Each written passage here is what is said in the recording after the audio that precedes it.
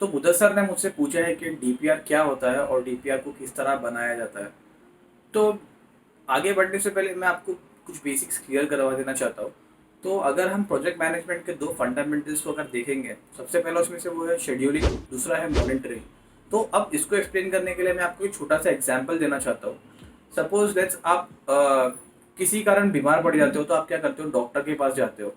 तो डॉक्टर क्या करेगा कि आपको डायग्नोस करेगा और उस डायग्नोस्टिक को मतलब ट्रीट करने के लिए वो आपको क्या करेगा, कुछ तो प्रेस्क्रिप्शन लिख के देगा कि ये दवाई है, आप इसको ये टाइम पर लिया करो।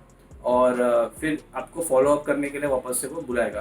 तो अब आप क्या करोगे, आप जो भी उसमें दिया है प्रेस्क्रिप्शन में, जो टाइमिंग के हिसाब से दवाइयाँ लेना है, जितने दिन तक के लेना है, आप क्या करोगे, उसी टाइम पे उसको लोगे। तो आप उससे शायद आपको उससे आराम भी पड़ जाता है, तो आप क्या करोगे, वापस से डॉक्टर के पास जाओगे फॉलो अप के लिए। तो इससे वो क्या करेगा, आपका जो स्टेटस है हेल्थ का, वो मॉनिटर करेगा कि मैंने ये दवाइयाँ लिख के दिया था, तो इसके अगेंस्ट में इनको ये बेनिफिट मिला है।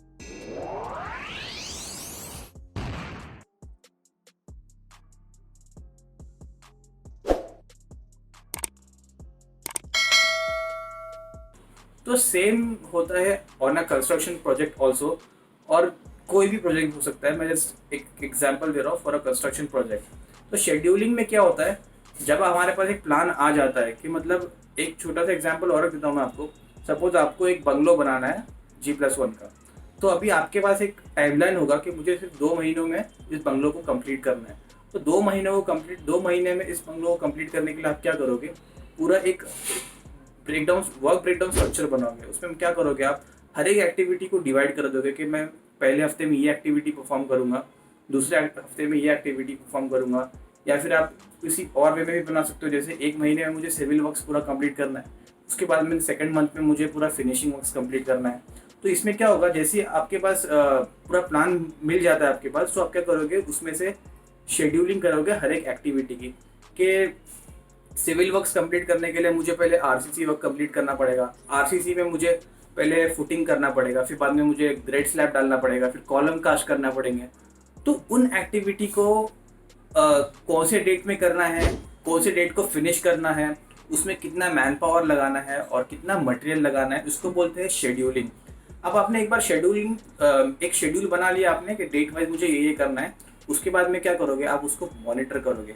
तो मॉनिटर करने के लिए आपको लगता है एक प्रोग्रेस रिपोर्ट। तो प्रोग्रेस रिपोर्ट में क्या होता है, जो भी आपने दिन भर का काम किया है वो आप उसमें रिकॉर्ड करते हो, ताकि आप उसको मॉनिटर कर पाओ कि मुझे आज इतना काम करना चाहिए था एज पर माई शेड्यूल जो मैंने बनाया है, लेकिन आज मेरा इतना काम हुआ है। तो इसमें क्या हो जाएगा कि अगर आपका कहीं लैग हो रहा है काम, मतलब कोई इश्यूज आ जा रहे हैं साइड के ऊपर, या फिर मैन पावर आपके पास अवेलेबल नहीं है, मटेरियल अवेलेबल नहीं है, जिसकी वजह से वो काम जो स्टिपुलेटेड टाइम में होना चाहिए था वो नहीं हो पाता है। तो इससे डीपीआर में क्या हो जाता है कि आप प्रॉपरली उसको मॉनिटर कर पाते हो, और बहुत कम समय में, और इनिशियली आपको पता चल जाता है कि मुझे ये प्रॉब्लम आ रही है या फिर फ्यूचर में ये प्रॉब्लम आने वाली है। तो आप क्या करोगे, इमीडिएटली उसको मिटिगेट करने के लिए, यानी उसको अवॉइड करने के लिए उसके सोल्यूशंस ढूंढ सकते हो। तो बेसिकली डीपीआर में यही होता है कि आपका जो भी दिन भर का काम होने वाला हुआ रहेगा, वो आप उसमें नोट डाउन करोगे कि इतना क्वांटिटी का मेरा आज काम हो गया, इतना मेरा लेबर था, और फिर इतना इतना मेरा जो मटेरियल लगा इसके अंदर। फिर उसके अलावा दोस्तों, इसमें जो भी आपके जो साइट पे क्रिटिकल इश्यूज होते हैं वो भी आप उसमें नोट डाउन कर सकते हो।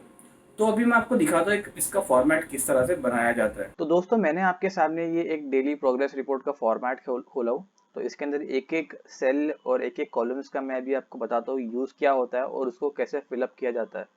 लेकिन उससे पहले मैंने आपको ये बता देता हूँ कि सब कंपनीज का फॉर्मेट इस तरह का नहीं होता है।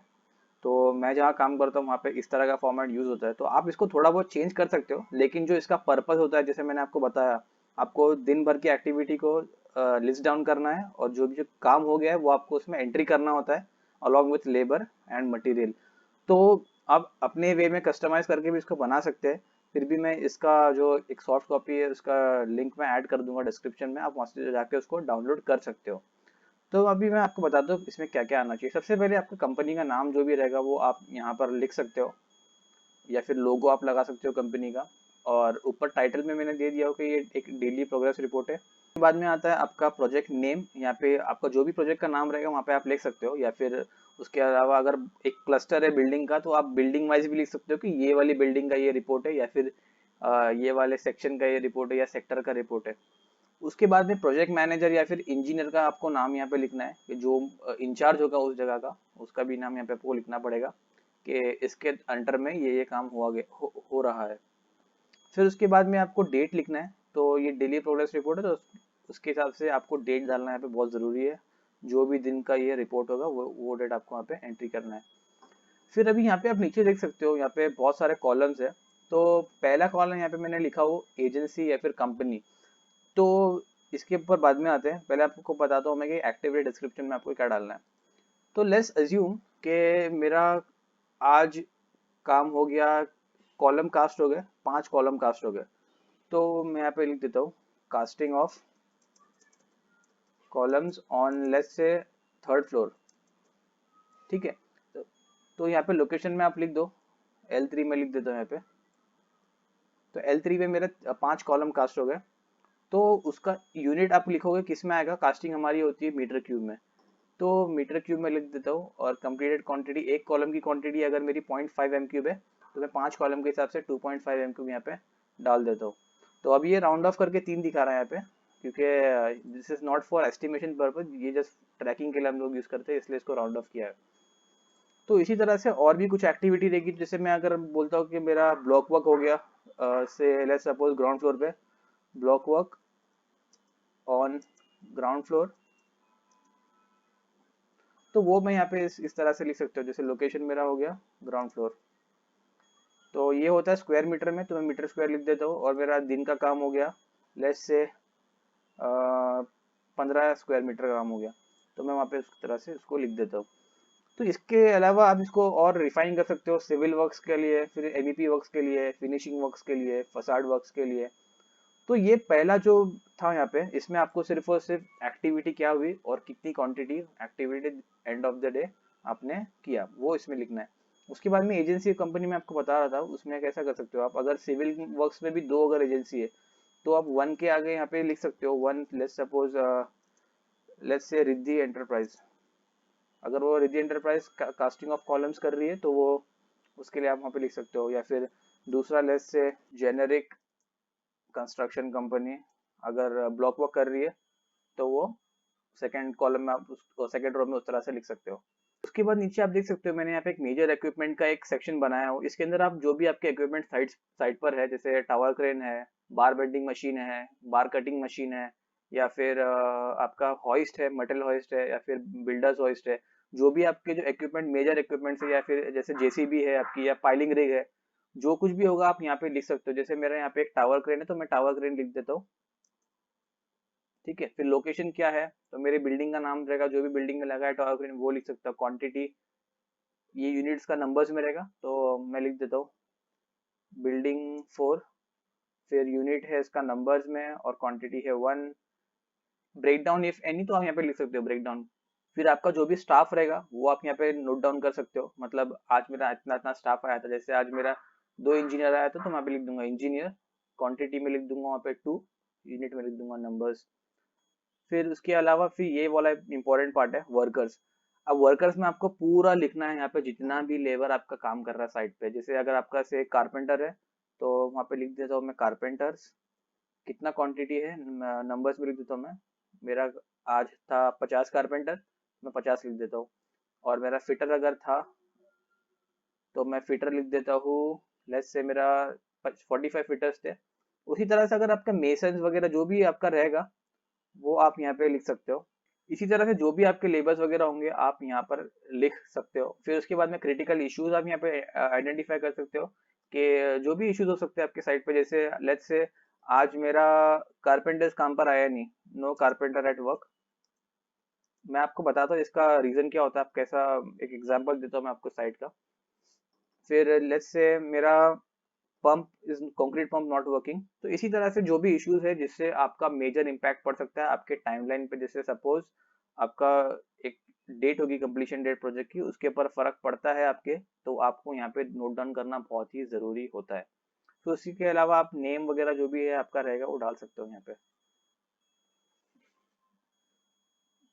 सो फ्रेंड्स, अभी आपने इसका फॉर्मेट तो देख लिया, अभी मैं आपको बताता हूँ कि इसको आप कैसा यूज़ कर सकते हो साइट पे एज अ टूल। तो उसके अंदर मैंने एक लास्ट में पार्ट डाला था क्रिटिकल इश्यूज़ का, उसमें मैंने लिखा था कंक्रीट पंप नॉट वर्किंग। तो लेट्स अज्यूम कि अगले 4 दिन में आपको एक स्लैब कास्ट करना है और उसके लिए आपको लगने वाला है कंक्रीट पंप। लेकिन आपने end of the day identify किया कि मेरा कंक्रीट पंप तो ब्रेक डाउन है, तो अभी आपको क्या करना पड़ेगा, उसको मिटिगेट करने के लिए क्या करना पड़ेगा, उसको सोल्यूशन ढूंढना पड़ेगा। आपको क्या करना पड़ेगा, फटाफट एक एजेंसी का अरेंजमेंट करना पड़ेगा ताकि आपका कंक्रीट पंप अगले 4 दिन के अंदर वो रेडी हो जाए प्रॉपरली, या फिर कुछ पार्ट्स मिसिंग है या फिर डैमेज हो गए पार्ट्स, तो वो आपको प्रोक्योर करना पड़ेगा, पार्ट्स को पंप के अंदर लगाना पड़ेगा। तो क्या करना पड़ेगा उसके लिए, आपको उसको नोट डाउन करना पड़ेगा आपके डीपीआर में, और ताकि जो अपर लेवल है जो भी आपके सीनियर्स है उनको मालूम पड़ सके कि ये प्रॉब्लम है साइट पे, ताकि वो भी आपको हेल्प कर सके इसके अंदर।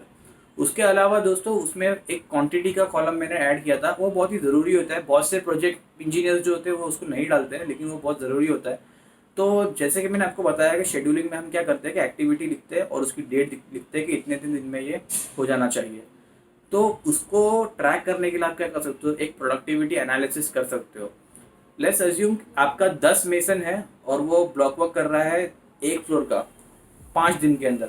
लेकिन आपने ट्रैक करके ये देखा कि मेरा 10 लेबर तो 10 मेसन तो था, लेकिन 5 दिन के बजाय वो लोग 10 दिन ले रहे कंप्लीट करने के लिए। तो इसमें क्या होगा, आपको नुकसान होगा इसके अंदर, और ऊपर से क्या होगा, आपका जो टाइम जा रहा है कंप्लीशन का वो बढ़ता जा रहा है। तो यहाँ पर आप क्या कर सकते हो कि एक प्रोडक्टिविटी एनालिसिस कर सकते हो कि आज इतना क्वांटिटी का काम हुआ और उसके अगेंस्ट में इतना लेबर था। ठीक है, तो आपको quantity divided by number of labours, तो आपको पता चल जाएगा कि आज की प्रोडक्टिविटी मेरी इतनी इतनी थी। उसके अगेंस्ट में क्या करोगे, आप कंपेयर करोगे उसको जो भी आपकी रिक्वायर्ड प्रोडक्टिविटी है, जिससे कि आपका जो प्रोजेक्ट है वो टाइम पर कंप्लीट हो पाए। तो ये एक इम्पॉर्टेंट चीज़ है, वो आप इसमें ऐड कर सकते हो। तो एक और इम्पॉर्टेंट चीज़ आपको बताना चाहता हूँ मैं, डीपीआर को आप एज अ रिकॉर्ड यूज़ कर सकते हो। तो एक एग्जांपल देता हूँ मैं आपको। लेट सपोज जब आप एक कॉन्ट्रैक्टर हो और आप किसी क्लाइंट के पास काम कर रहे हो, तो किसी कारण क्लाइंट ने काम आपका रोक दिया है, लेकिन आपके साइट पे उतने लेबर्स अवेलेबल है, आपको उनका खाना पीना अरेंज करना पड़ रहा है, आपको उनके लिए जो भी लेबर कैंप की फैसिलिटीज वगैरह अरेंज करना पड़ रहा है। तो इससे कि क्या है, आपका ओवरहेड जा रहा है, आपके स्टाफ साइट पर डेली आ रहे हैं, लेकिन काम क्लाइंट ने बंद करके रखा है। लेकिन उसमें क्या हो रहा है, आपका पैसा तो जा रहा है। तो आप एक डीपीआर के थ्रू क्या कर सकते हो, ये सब चीज़ें रिकॉर्ड कर सकते हो कि भले ही आपने काम मेरा बंद किया था, लेकिन मेरा लेबर साइट पर था, मेरा स्टाफ साइट पर था। तो फ्यूचर में क्या कर सकते हो, आप इसको क्लेम कर सकते हो। तो ये डीपीआर क्या बन जाएगा, एज अ रिकॉर्ड बन जाएगा। आपको किसी भी तरह के क्लेम्स को हासिल करने के लिए, या फिर जो भी आइडल चार्जेस जो लगाए आपको क्लेम करना है, वो आप क्लाइंट से क्लेम कर सकते हो इस तरह से। तो ये ऐसी बहुत सारी इंपॉर्टेंट चीज़ें हैं जिससे कि डीपीआर मतलब एक इम्पॉर्टेंट प्रोजेक्ट डॉक्यूमेंट बन जाता है। तो आई होप ये आपको सब कुछ समझ में आ गया रहेगा, और किसी भी तरह की फिर भी आपको डाउट होगा तो आप मुझे कमेंट सेक्शन में पूछ सकते हो उसके बारे में।